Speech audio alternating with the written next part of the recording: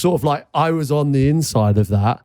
And then everyone on the outside was ridiculing me, taking the piss out of me. And it felt like I had a group of people that would do anything, like would fight for me. And I felt that, you know, and I don't think there's any other club in the world, I'm not just saying that stick by a player like that other than Liverpool. Did you know that's how it was for him?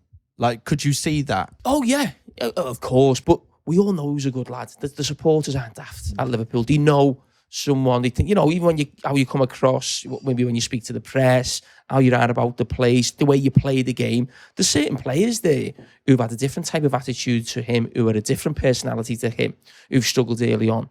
And people almost have washed their hands of them a little bit because it's like, no, you're not buying into this. Is not about just you scoring goals. It's about, like, you know, you're part of a team. Okay, he's a good lad. We all want to help him get through it or whatever it may be. And Liverpool is a city, whether that's football-wise, politically, it's a case of us against the world at times.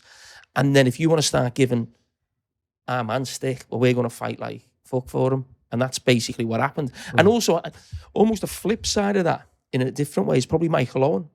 And the reason I say that is because people always say, well, why wasn't Michael Owen loved as much as maybe like a Robbie Fowler in some ways? Because what happened with Michael was he became that good. He almost became the nation's player, England's player.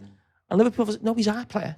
He's not your player, he's ours. And then did this thing of like, he becomes everyone's player. To like, so the relationship is probably never as strong as with maybe a Robbie Fowler, who was just seen as like a great Liverpool goal scorer. And a little bit like him in that everyone outside of Liverpool's giving him stick.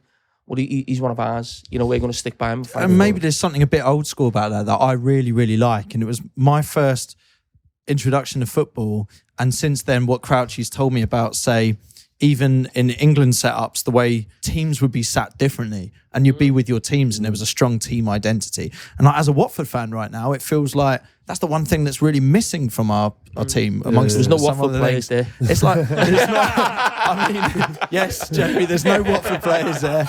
But also just this feeling of players there that will grab hold of new or younger players and just sort of filter out the bad attitude, set a standard, and then maintain that, and that still gets carried through into England as well.